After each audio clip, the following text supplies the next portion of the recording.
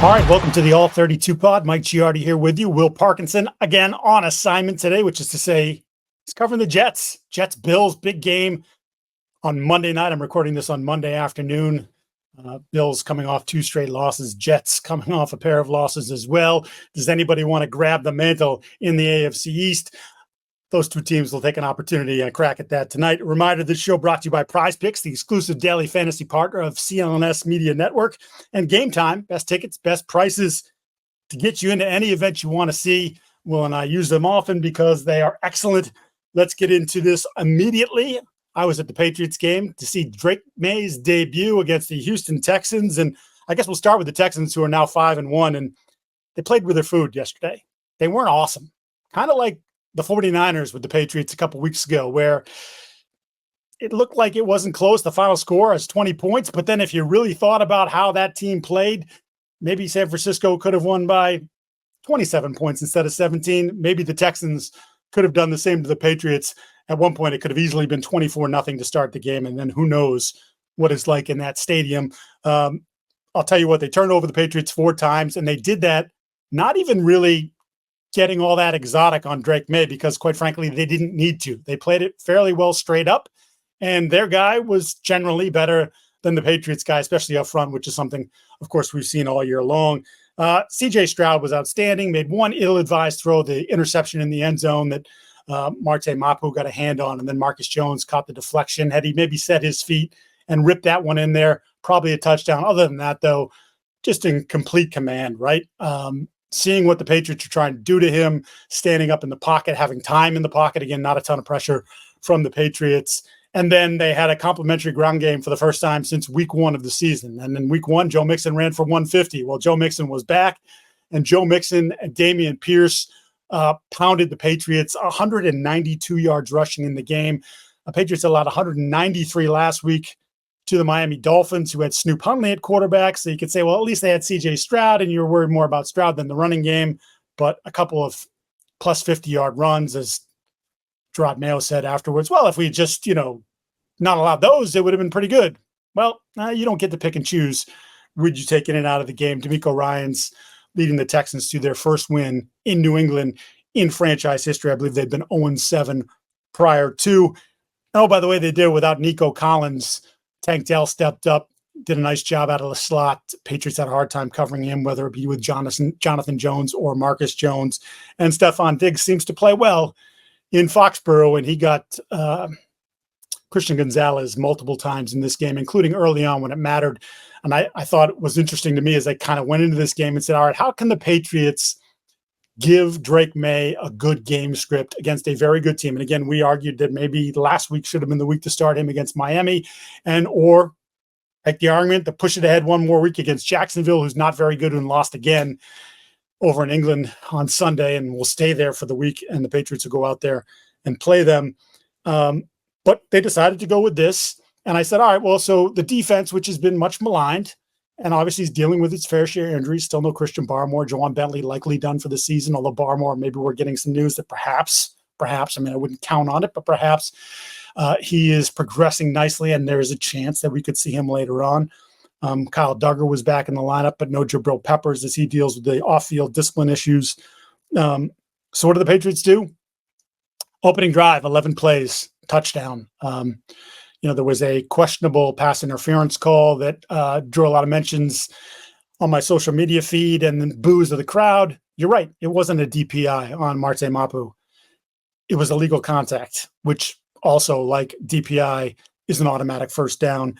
And then I believe it was a play or two later that Dell from the slot comes across the formation, beats Jonathan Jones towards the back of the end zone and catches the touchdown pass. Then Maye comes on the field first time.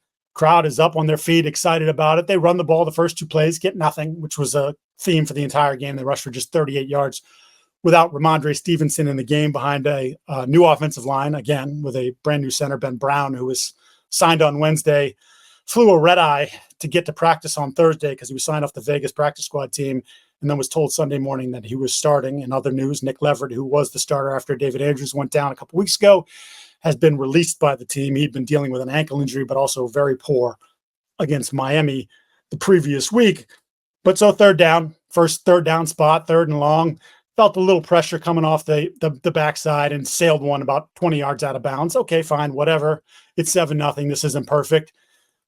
Short punt by Bryce Behringer, or at least 45-yard punt, but low trajectory, which allowed for a 19-yard return. So Texans automatically start on the plus side of the 50, and then again, boom, boom, boom, boom, boom, down the field and score. And just like that, first two drives, we're not even 12 minutes into the game, and it's 14-0 Texans. So, like, that was it. This team isn't good enough to dig themselves holes, and that's sort of something that they repeat on, and have for the last now 5 weeks in a row that they've lost football games where they can't afford to make mistakes, but they are making those mistakes. And their defense, which even after some of the injuries and whatnot, people still thought, oh, they could still be a top 10 defense. And then after they go beat Cincinnati, oh, they're going to be a top 10 defense. They're not. They're 28th in DVOA. DeMarcus Covington doesn't have any answers. Personnel, yes, there are some issues, but in general, I feel like this scheme has been relatively easy for teams to decipher. And thus far, the DeMarcus Covington, Gerard Mayo era has not looked great. After that, Maye, settled in at the very end of the first half when they went to the 2-minute drill, and you were thinking at 14-0, backed up deep against their own goal line, maybe just run the clock out and get out of here, 14-0 and reset. But no, they let Maye chuck it a little bit. It got into a rhythm. Nice sidearm throw to Pop Douglas. Then, of course, the big one, the 40-yarder down the sidelines, his first ever touchdown pass. Kayshon Boutte, whose first ever touchdown catch. Boutte beating Derek Stingley off the line of scrimmage. Those two have a history with each other back in their LSU days. Boutte becoming more and more confident as a player. Had some nice moments again. As Tyquan Thornton was a healthy scratch. But so Maye finishes the game 20 of 33, 243 yards, 3 touchdowns, 2 interceptions. But again, it wasn't a good half for him until the very end of the half. And then, of course, now you're only down 14-7 at halftime because, as I mentioned, I felt like the Texans sort of went into shell. They missed a field goal. They had the interception by Stroud. Could have easily been 24-0. So 14-7, you're thinking maybe there's a chance. Opening drive, third quarter, strip sack, which Maye got clobbered on. They had problems with the tackles all game long. I thought that Zach Thomas and Demontre Jacobs were out of their league against Danielle Hunter, and Will Anderson. Will Anderson with 3 sacks in the game. Also got to put a little bit of that on Alex Van Pelt, right? You can't single those guys up, especially with guys that were both waiver claims from other teams on cutdown day, and now forced to start for you, especially, Thomas had to come into the game after Verdarian Lowe got his ankle rolled up on. Lowe is due to get an MRI, according to Gerard Mayo, on Monday. But so you have that turnover, and then 2 plays later, the Texans are in the end zone again. Now it's 21-7. All the goodwill from the touchdown before the half, and thinking that you might have a chance. You don't have a chance. You didn't have a chance. And I will say this for Maye, especially in that first half, and sort of my notes and rewatching the game, just wasn't seeing it very well. And look, first start, I understand. We're not making bold claims one way or the other about what he is or what he's going to be. But in many ways, it felt like what I thought you were going to see. Moments where the athleticism and his willingness to push the ball down the field would prove beneficial. The athleticism obviously to help protect the terrible offensive line, which again, he still got hit quite a bit yesterday. Next Gen Stats had him pressured 47% of the time, which is about in line with their season-long numbers with Jacoby Brissett at quarterback the previous 5 weeks. Footwork, which you saw signs of when he came into the Jets game to mop up, were still not where they wanted to be. You saw those again. There was a couple weird crossover pieces on his drop back that didn't make a lot of sense that they'll have to clean up. And like I said, the Texans didn't throw a ton at him, so the fact that he wasn't necessarily seeing it as well as you would like is just, again, a sign of inexperience. Guy hasn't played a ton of football, even dating back to his college years with North Carolina. But then, late, obviously the couple touchdown passes, the drive where he throws the sort of the crossbody, no look pass to Hunter Henry for an explosive where, he felt pressure on the backside, stepped up and then slid out of the pocket and then kept his head up. He didn't, he ran a few times in the game, and sort of that's what you're worried about. Maybe he's going to run too much, but in that case, head stayed up. And Hunter Henry realized that his defender sort of lost sight of him, came back into his line of vision. And that was a really nice play, a veteran play. Hunter talked about it afterwards, saying with someone with that sort of athletic skill, you've always got to be ready to execute the scramble drill. And I think you saw that there, and you saw it well. Good play action that led to, that was the touchdown pass to Hunter Henry on the same drive. where again, the defense sort of respects his ability to move, and Jalen Petrie, the safety, sort of bit up, and that allowed Hunter Henry to slide into the left flat for an easy touchdown. And then maybe, I had a couple of what I would call my favorite throws, which I thought were better than even the touchdown pass to Booty. He threw a stick route to Jalen Polk. Polk dropped the ball. Polk had 2 more drops, and Mayo mentioned in his Monday press conference, like, he's got to get out of his own head and he's got to get rid of these things. One of the big keys of why I liked Polk coming out was if the ball was in the air, he made it seem like it was always going to be his ball. He had strong hands, strong at the catch point, and he has now had a fleet of drops here in the last few weeks. And you have to wonder if maybe his playing time will get reduced a little bit until he sort of regains his confidence. So I had that one where Polk dropped it on the stick route. And then the throw to Hunter Henry, he also had a little subtle pump fake that helped open up Kayshon Boutte on a curl, which, subtle, a veteran type play where, you didn't get a ton of that in the game, but it shows that he's watching and learning, and that is in his arsenal. So, interesting week. They got to go to London to play the Jags, who, as I mentioned, lost and are now 1-5, just like you're 1-5. But that is, some things to work with and to grow upon. And I would say that now that he has his feet wet for real, a full game to go over it, now I think it starts to become a little bit more tough coaching, right? Like, you did this and we let this go. Now, going forward, you got to get rid of that, and you've got to get rid of this. And I will say there were, the footwork led to some accuracy issues, and you even saw it on some completions. Pop Douglas had to make a great catch over the middle on basically a slant where he was wide open, and had he thrown it clean, Pop was still running. He did that a couple times in the game, and then late in the game, the final touchdown pass was the same play, except this time he put it right where he was supposed to. So that is good growth as far as I'm concerned. And now, again, you've got to make sure that the layups are always layups and you don't miss them. You don't, bank them off the glass, hit the rim and they fall off, or make it more difficult than they have to be. Just put the ball in the spot and let someone like Pop Douglas go to work there. So mixed bag for Drake Maye. But again, I think the way Patriot fans feel right now, and sort of reading the comments of my story on Sunday on the Boston Sports Journal, and then sort of monitoring the pulse of the fan base, like, hey, we didn't have this with Jacoby Brissett. And it's a glimmer of hope.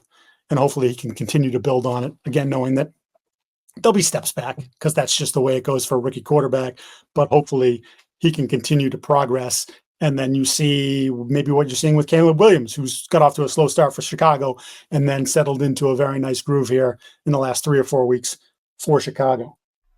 You can now win up to 100 times your money on Prize Picks with as little as 4 correct picks. Hey, sign up today. Get $50 instantly when you play $5. You don't even need to win to receive the $50 bonus. It's guaranteed. Cook up hot takes with your friends and win real money this football season when you and your crew run your game on Prize Picks. This week on the Prize Picks football board, Justin Jefferson for more than 83.5 receiving yards and Patrick Mahomes for less than 267.5 passing yards. Download the app today and use code CLNS to get $50 instantly after you play your first $5 lineup. Again, download the app today and use code CLNS to get $50 instantly after you play your first $5 lineup. Prize Picks, run your game. Let's move on to the next one. I thought a fantastic game. And speaking of young quarterbacks, Ravens Ravens win the game 30-23. Dan Quinn did say, and it kind of felt this way in the rewatch, is that it was never really as close as the final score indicated. But my first takeaway from the losing side of it for the Commanders is Jayden Daniels, man. Like, I keep waiting for Jayden Daniels to hit this wall or to look like he's confused by something that teams are bringing him. And that game was, again, as I mentioned with Drake Maye, it wasn't a good game script. They were down early. They put him in some 3rd and longs, actually put him in a bunch of 3rd and longs. And he just makes the right decision a large majority of the time. And then not only is it the right decision, but then it's the precision with which he throws the ball. And like you saw at LSU when he won the Heisman, the big thing was the deep ball, and he's obviously got that in his bag. We've seen it already. But some of the short stuff, and now even a little bit more of a willingness to throw the ball over the middle of the field, which wasn't something they did at all at LSU. And it was really, aside from his frailty, was the only other concern I had about him coming out of LSU was, like Maye threw the ball to the middle of the field. Caleb threw the ball to the middle of the field. It seemed like Jayden Daniels didn't want to, and when he did, he wasn't all that successful, which only then leads to, well, I'll keep it outside the numbers and work that way because that's what I do best. But you're seeing a little bit more come into his game, and the Commanders had been on a roll. They lose the game. They're now 4-2, but I mean, you got to feel great if you're a Commanders fan about that. He was 24 of 35, 269 yards, the 2 touchdowns. I also think just, he's not surrounded by much. We know McLaurin is a terrific player, a really good receiver, although not of the elite group. Throwing to guys like Noah Brown, who was claimed off waivers from the Texans, like they had high hopes for John Dotson. They ended up trading him in the preseason to a division rival in the Eagles, and he's done pretty much nothing so far. And then I think it was interesting to hear the Ravens talk about Daniels afterwards, and not just Lamar, who threw him his flowers, but the defense, like that. They were like, he's a dude, like he's a real dude. And they felt him put pressure on them all game long. And even though they did a nice job of hemming him in between the tackles and sort of keeping him in the pocket, he still threw for 269. He didn't turn the ball over. And when he had to, he made a couple plays with his legs. So that kid is fantastic. And it's looking like, at least through the first 6 weeks, that you got hits at 1 and 2, and we just saw the third quarterback get picked and finally play, and he had his moments as well. So there's got to be some excitement about the quarterback class so far. To the Ravens, who've now won 4 in a row, and the 0-2 start is long gone and forgotten. I think the only reason that may come into play later in the year is if maybe Kansas City continues to walk the high wire and win games that maybe they shouldn't, and end up with the number 1 seed overall in the AFC. But the Ravens look fantastic. The run game is elite. The Derrick Henry thing that we talked about in the preseason on this pod, and even during the first couple of weeks, where you're like, it just doesn't totally look right. It now looks right. They ditched the pistol stuff. They're going high with him. They're playing power football. The offensive line's still not completely there yet. So he's having to run through contact behind the line of scrimmage at times, and he can still do it. And as you saw that game go on, Washington defenders, and this happens every single week with Derrick Henry when he's going, I want to tackle him after a while because it hurts. And he does do a great job of building up that head of steam. And I think Todd Monken, the offensive coordinator in year 2 with the Ravens, has done a terrific job sort of utilizing him and realizing, look, the pistol stuff and all this other things that we were trying to do the first couple of weeks, it's not who he is. And if we invested in this player, let's give it a shot with what he does best. And then Lamar is, he's a chameleon. He can do a bunch of different things, and he continues to do that. So Henry has been a huge bonus for them. I compared it in the beginning to Mark Ingram, where Lamar's ball handling is so adept that defenders would be looking at Lamar and not realizing that he handed the ball off because they were so afraid of Lamar versus Mark Ingram. And Ingram was a good player. Now he's putting it in the belly of Derrick Henry, and there's fear of Derrick Henry more than there was ever of Mark Ingram. And of course, there remains the massive fear of Lamar Jackson, who's still top 10 right now through the first 6 weeks in rushing in the National Football League. Derrick Henry is number 1 in rushing. So that is just a devastating combination. And again, if that offensive line can sort of get up to speed as they're still working that out, they're dangerous. It feels like offensively they are a better team than the one last year that was the number 1 seed. And then on Lamar, 20 of 26, 300 plus yards. He's now got 9 touchdowns on the season passing and just 1 interception. He got Mark Andrews involved yesterday. Rashad Bateman starting to come to life there as their ex. We know Zay Flowers is a good player. Isaiah Likely's a good player. There's just a lot of balance on that offense. And Lamar was awesome last year. He deserved his second MVP. If you had to put last year up against this year through the first 6 weeks, I would say the 6 weeks that we've seen of Lamar this year is better than the 6 weeks last year, which would make him, at this point in October the 14th,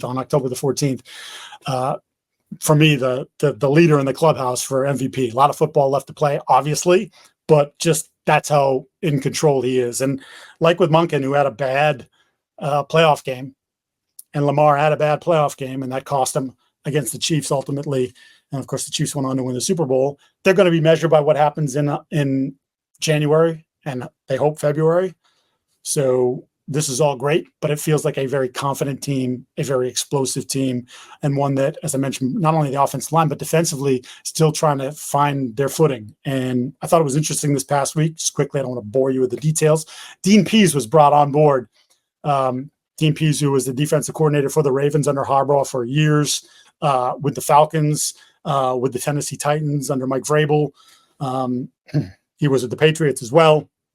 He's 75 years old. He coached Zach Orr, who's now the DC of the Ravens, and as we've mentioned before, a young DC in his early 30s. And they've stayed in touch, and their defense isn't doing what they wanted to do. And they said, Dean, you want to come in, have a role? He was in the coach's box, I believe, on Sunday. And I just can't help but think that extra set of eyes with someone who's seen as much football as Dean Pease has will help. It should help the Ravens going forward. Because again, I think that is it's a terrific football team. Let's hear from one of our sponsors now. It's game time. Of course, we got NFL football. We got playoff baseball. Although, again, as I keep saying, we don't have that in Boston anymore because ownership doesn't want to spend. But if you're looking for tickets for any of that stuff, for college, for concerts, whatever it may be, Game Time is the place to go. They have a new feature called Game Time Picks, which makes getting tickets to see your favorite teams or favorite artists even easier. Game Time picks out the, let me try that again. Game Time Picks filters out the fluff to show you only incredible deals on great seats, so you don't have to waste time searching through thousands of tickets. And I know you, like me, have done this. You're on, we're not going to name the other sites, but you're on there, and it's like, those are too expensive. And then, I got to reset the whole thing and start over with a different set of criteria. Like, no. Game Time Picks, make sure that is easy peasy. You get it done. And the great thing about this too, if you download the app, create the account, you use code CLNS, and you get $20 off your first purchase. So like, I'm going to a game, but you're going to give me $20 off that? That's fantastic. So again, terms apply. So you just download the app, create the account, and redeem the code CLNS for $20 off. Download Game Time today. What time is it? Game Time. I'm betting Will probably use Game Time for his Jets tickets this evening. Let's move on now to Lions and Cowboys. And this is a primetime game. Tom Brady on the call again. Tom Brady doesn't seem to get a lot of good, close football games. And he's still a work in progress as a broadcaster, but aren't we all? What an absolute ass kicking by the Lions.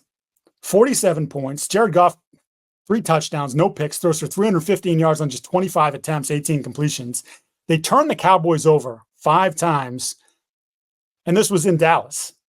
And Dallas felt like this was a measuring stick game for them. Well, it turns out it was a measuring stick game for the Lions, who wanted to remind everybody that they are arguably, not even arguably, right? They're the best team right now in the NFC. Just absolutely a dominating performance, held the Cowboys to 3.9 yards per play in the contest. But of course, all that's overshadowed by what happened late in the game. Aiden Hutchinson, their former first-round pick from a couple of years ago, who is truly their best player on defense, on an absolute force off the edge, but also plays the run well. We're not talking about just a one-trick pony. This is someone that is very effective against the run and has become the heartbeat of that defense. Breaks his leg in that game, essentially got the leg whipped by his own guy as he was engaged with quarterback Dak Prescott. And you knew it immediately. Guys took a knee. They took him off on a cart. He was in the air cast and had surgery shortly thereafter. So that would probably indicate, and we still don't know whether it was a compound fracture, which of course would be the worst of worst. But it would feel like he's not going to be back this season. And so now the best player on a defense that's good, but that he brings a different element to, is now without that guy. And, they tried Marcus Davenport. They took a flyer on him in the offseason. He's hurt, hasn't, done anything for them. So to lose Hutchinson means that I immediately went to the trade deadline, which is November the 5th. So about 3 weeks away. And say, what's out there? Because we know that the Lions are built to win now. Goff's contract, the extension kicks in, I believe it's next year.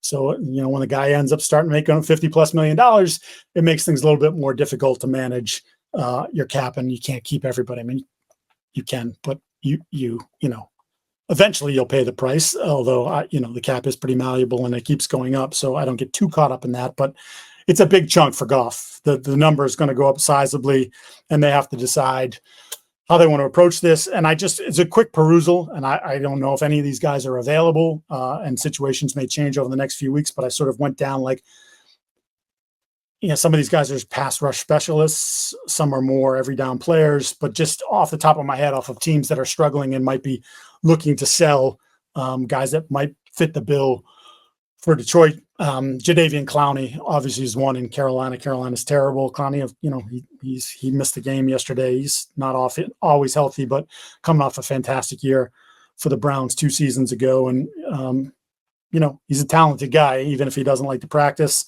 Zadarius Smith in Cleveland, not the same kind of player. They move Zadarius around a little bit more, but again, a proven pass rusher, and the Browns are 1-5, and they too are headed nowhere. Arden Key, who's on the lighter side, and not on the same level, I would say, as Clowney or even Zadarius, but Tennessee's not a good team as well, and you wonder if they want to move off their spot there. It's not a sexy name at all, but if you go by pass rush win metrics, Dennis Gardeck of the Arizona Cardinals has had a solid year. Now he's kind of a journeyman, but in his late 20s. But again, who knows what sort of players will be available or what the Lions are willing to spend. Josh Uche from the Patriots, 1-5. He's on a 1-year short money deal. Now that's a totally different player. He's 225, 230 pounds. But again, if they don't feel like they have enough pass rush, put him on that defensive line. Just say, hey, you're going to get 15 to 20 snaps a game as a rush guy only. Maybe he can give them something, 2 years removed from a double-digit sack season. And then the one name that I sort of, it's off over here because Cincinnati won yesterday to improve to 2-4. They've won 2 of their last 3. 2 of their last 3 or 2 in a row? Whatever. They're 2-4. Trey Hendrickson. And they'd be loath to give up Hendrickson if they win even a game over the next couple weeks. But if they were to lose a couple here and be 2-6 or what have you, then maybe, Hendrickson has wanted a new contract, sort of had a hold in during camp, much like Jamar Chase. But he would be an interesting one because I don't know. Again, they have to pay Chase, which they still haven't worked out that deal. There's probably going to be some internal push to try to keep T. Higgins. You're seeing what Higgins is doing now, and he's on the last, he's on a franchise deal, and the general consensus is that he will hit free agency. But just curious if Cincinnati continues to scuffle or goes back to scuffling, if Hendrickson becomes available. And I think, look, in the short term, the Lions can probably survive the loss of Hutchinson just because they're a good team. But I think that tends to show up when you play better opponents, and he's someone that commands that attention from better opponents that say, we got to block, we got to keep a second guy in there. We got to double him. And that opens up opportunities for other people. None of the guys that I mentioned there, except for maybe Hendrickson, and again, that's a long shot, would even command any of that sort of attention. Would be more guys that would be trusting your offensive line to single block and hope that suffices. 'Tis the most wonderful time of the year. Yes, the NBA season, folks. It is the best. Look, the NFL is great. I understand. But if you're looking into star power, celebrity, entertainment, it's the NBA. There's no doubt about it. And my Celtics, I'm looking for them to defend. We need a new dynasty in the NBA. We need one. Okay, and I think this Celtic group can do it. I know the Celtic group can do it. And you know who else, from what I understand, is a Celtic fan? Is Hugh Jackman. Yes, Wolverine himself, the greatest showman. Hugh Jackman is a big Celtic fan.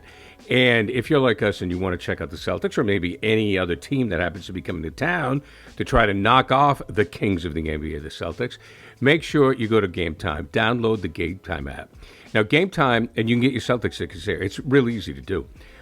Game Time has a new feature called Game Time Picks that makes getting tickets to see your favorite teams play live even easier because Game Time Picks filters out the fluff, right, to show you incredible deals and great seats so you don't have to waste time searching through thousands of tickets. Like when I go to my Game Time app, it says Celtics game right there. Boom, pops up, how much the price is. I'm ready to go. It's as simple as that.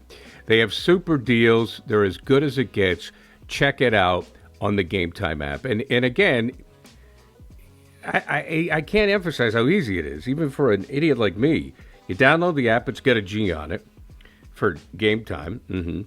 You just click it on. You can designate where you want to go, what you want to do. You can, favorite your games and your cities and so forth. And it pops up on the screen. You click it on, and there you go. And you're off and running. It's as simple as that. They also have curated deals that make it easy to find best prices and great seats. They have the super deal. And I love this part. You know the view of your seats before you buy them. You know what you're getting. And it has the lowest price guarantee, event cancellation protection, job loss protection, and so much more. So, Game Time Picks. Curation makes it easier to save more on concerts, comedy, theater, sports. Oh, speaking of concerts, Coldplay coming to Gillette Stadium in July of 2025. Tickets are already up on Game Time. Not bad either. Not bad at all. And the Jingle Ball Kiss, the iHeart Jingle Ball at the Garden, you can get tickets on that too. And they always have big stars around Christmas time. So all-in pricing, toggling, they call it toggling. It shows you everything up front. No surprise fees at checkout. And I mentioned the seat views, great panoramic views, so you know you're buying. Game Time ticket coverage. Your purchase is covered with the most flexible customer service policy in the ticketing industry. So take the guesswork out of buying tickets with Game Time Picks. Download the Game Time app, create an account. Use code CLNS for $20 off your first purchase. Terms apply.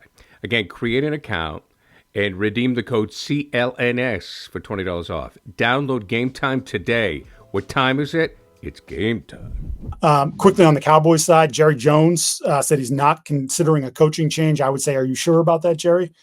Team's now 3-3, 0-3 at home. They're headed into the bye week. Mike Zimmer, they brought him back this year after Dan Quinn left to take the Washington Commanders head job. Zimmer's scheme's not really causing a lot of problems. And look, they didn't have DeMarcus Lawrence. They didn't have Micah Parsons. But they had them before, and they still weren't playing at a good level. This was to the nth degree. But the two biggest ass kickings, I think, of the entire year were both suffered by the Cowboys. That what the Saints did to them earlier in the year. And then, of course, this one with 47 points. It's just unthinkable. And then from an offensive standpoint, which is where Mike McCarthy hangs his hat, they can't run. Can't stop the run either. And they're devoid of outside weapons. It's CeeDee Lamb and then who?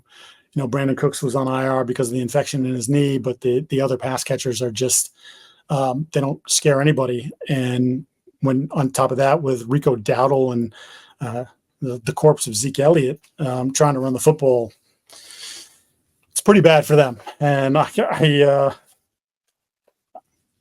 get Jerry doesn't like to fire people in season. Jerry has notoriously been cheap, period, when it comes to coaches. But it makes you think with sort of the investment that they have in guys like Prescott, and obviously they're about to have they have in Lamb, and they're about to have in Micah Parsons. If he doesn't say, like, okay, kind of like Detroit, our window is coming up here and we need to do something, and it's too late to do it this year, but in the off season, is he going to call Bill Belichick? I have to wonder about that. I think it would make some sense. But Bill, does he want the control? And he definitely wants to bring the band all back together, Patricia, McDaniels, Joe Judge, etc. If that would be to Jerry's liking as well. Let's stay in the NFC East. Eagles and the Browns, 2016 Eagles win, barely get it done. Browns were on the 3-yard line and shot themselves in the foot with a couple penalties. But the takeaway from this is Nick Sirianni is unhinged. And I wonder about his long-term future. I wonder about his short-term future with the Eagles. And you say he shaved his head. When I heard that, I was like, really? What are we doing? Like, you trying to change the whole karma thing? You're a head coach. You're supposed to be the stable guy the organization looks to, the players look to. You provide leadership. All right, a coach is shaving his head. Is he a little whacked? Yeah. He was yapping at Browns players during the course of the game. Then, near the tail end of the game, and you can find the clip, he's yapping at fans behind the bench. Now you say, well, Mike, they were in Cleveland. No. They were in Philadelphia. He was yapping at his own fans. And then he had a bizarre press conference afterwards. He had his kids up there kind of like as a human shield. He swore a couple times. He had some weird answers to questions. Like, it just seemed like the guy was melting down a little bit. Jeffrey Lurie, the owner, not a big fan of Nick when he's gone after some people in the stands before. He did it in the Colts game. You kind of like, calm down, dude. You're, again, what I was talking about. You're the leader, the figurehead, like, be above all of that. He's not, and his team's not playing well. And even though they won and they improved to 3-2, I have a lot of questions week to week about this team. You know, one week they look good, and then the next, you know, they got run over by Tampa Bay. And then here the Browns are a bad football team led by a bad quarterback, and can't get them inspired. He had A.J. Brown back. He had Devontae Smith back, and A.J. had a good game. Jalen Hurts statistically looks like he had a good game, but Jalen Hurts hasn't been the same guy now dating back to the Super Bowl year. So we're talking about 20-something games, 25 games where the Jalen Hurts that I thought had come upon the scene when they went to the Super Bowl and went toe-to-toe with the Chiefs, he's not here, not as confident in his legs, not using them as much, and he's not a great decision maker. So if you're going to take away one of your biggest strengths is your ability to move, throw in the run by sitting in the pocket and then not making the right decisions or making some panicky throws, I don't see how that's beneficial. And look, they committed a lot of money to him. Big injury too, Jordan Mailata, their left tackle, hamstring, and at least, Monday morning, and again, I'm recording this Monday afternoon, but Monday morning, it appeared like that might be something that's a little bit more long-term, and they can ill afford to lose him. Quickly on the Browns, they're 1-5. Deshaun made a couple throws late to get them close before they imploded, but this is a team that is a mess. It doesn't matter who you hear, what you watch, like, he is not playing confidently. He is not playing poised. He's been hit a lot this year. Their offensive line's a bit of a mess, which, can be a great equalizer, but they committed a fully guaranteed contract to this guy and haven't gotten good play out of him since they got him. And it is got to be just like mind-boggling for some of the people in the organization, because Kevin Stefanski once again said, we're sticking with Deshaun. So I don't know if that comes from above. I would imagine it does. The owner has them. Not the easiest to deal with, and was the one who drove that trade and signing in full and got drew the wrath of most of the NFL owners. But whatever, the NFL owners are cheap. But that's been the only fully guaranteed quarterback contract to that number. I know a lot of these guys get a lot of guaranteed money, but no one's ever had it fully guaranteed like that. I have another ad, and you say, Mike, well, you should have that in front of you. Well, I do now. It's Prize Picks. And just for the record, the best fantasy site going, right? Your boy wants some money. I'm just telling you. And also, whenever you're doing this thing, just as a long-term thing, more or less field goals made, Aubrey, the kicker for the Cowboys, is cash money. Length of kicks, the combined total is usually 48.5. He's usually kicking 150-plus yarder every game. Like, you might want to put him into your little mixes here.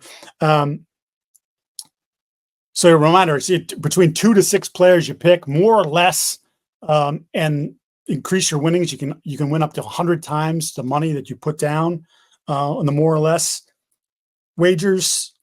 Just fantastic.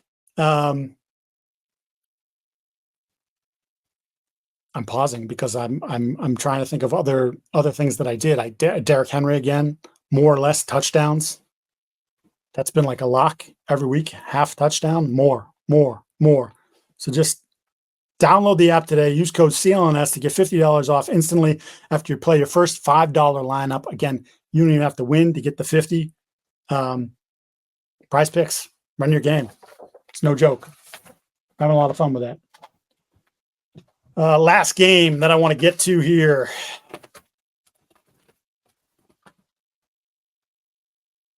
Bears and Jags. And it's pretty simple with this one. It's just the growth of Caleb Williams. And I mentioned Jayden Daniels. We talked about Drake Maye. Now, what about Caleb Williams? And just, it started 2 games ago in the second half, Rams game, where he just started playing quarterback. it became less about pushing the ball down the field, trying to make splash plays, cross body, no looks, this, that, and the other thing. It was just like, okay, they're giving me a profit right here. Boom. They're giving me a profit right over here. Boom. Going through his progressions. 1, 2, 3. You can see the eyes go, marrying the lower half to the upper half, marrying it to the head and to the eyes. And it was kind of cool to see him sort of get a national stage, the 9:30 kickoff East Coast time with the London game against Jacksonville. And, Jacksonville goes down the field, should have had a touchdown. Gabe Davis drops it. And you're like, okay, Jacksonville tends to play well in England and a little frisky. And then Caleb just went out there and just balled. And I was critical of Shane Waldron. And for a second straight week, I'll tell Shane Waldron that he's not on my suspect list anymore, because he has clearly gotten away from the just Caleb-centric offense and has been able to find balance. They're still not a great running football team, although they rushed for 132 against the Jags. But it's sort of reminiscent of how San Francisco's attacked it, where Shannon always said, just give me 25, 30 runs, right? And eventually we'll rip one or two of them off. But even if we just have the 25 runs for 75, 85, 90 yards, it just forces the defense to play respectfully of the whole thing. And you have to understand that he will hand the ball off. And this isn't just going to be a passing show. And Swift's come on. Roshan Johnson's done a nice job in there. But it's the Caleb show. They got Keenan Allen back. Keenan looks pretty good. I just think he's maturing at a rapid rate. And if you saw him in college, I know there were questions about maybe his sort of, he's one of the first real NIL big money babies, when he had the penthouse outside of USC and was driving, I think, a Ferrari and all those things while he was still in college. Well, feels like the guy wants to be good, great even. And he's shown some vast improvement here over the last few weeks, and be incumbent upon him to continue. But Chicago, which got off to that rough start, and we were kind of like, I think people jumped aboard. They're still probably the fourth best team in the division, but they're a dangerous team. And I wouldn't necessarily want to play him. So Caleb Williams is coming along fast. Waldron's done a decent job with him. They've got good pieces around him by far and away. When you look at the top 3 picks at quarterback, by far and away the best collection of weapons around him. The offensive line's not awesome, but I think the running has, again, sort of helped them in terms of the pass blocking, get you a little aggressive, get you a little bit confident. And then every once in a while you have to step back and receive the block instead of dishing it out. They've shown an improvement in that regard. So the Chicago Bears, fun team. It's been a fun year so far. We'll get a full update from Will the Thrill on Jets Bills. Looking forward to that game this evening. We will be back on Friday. I apologize for my absence on Friday of last week. I had to make a trip, and I packed all my gear. And I didn't pack all my gear. I brought all my gear up from my downstairs office and left it on the kitchen table, which you can't record a pod if you don't have your stuff. So we'll be back on our normal schedule. We'll see you on Friday. Thank you for listening. A reminder to tell all your friends that you love this, the All 32 Pod. Like, listen, subscribe, review. We appreciate it, and we'll see you soon. It is caught! Touchdown! The New England Patriots select Drake Maye.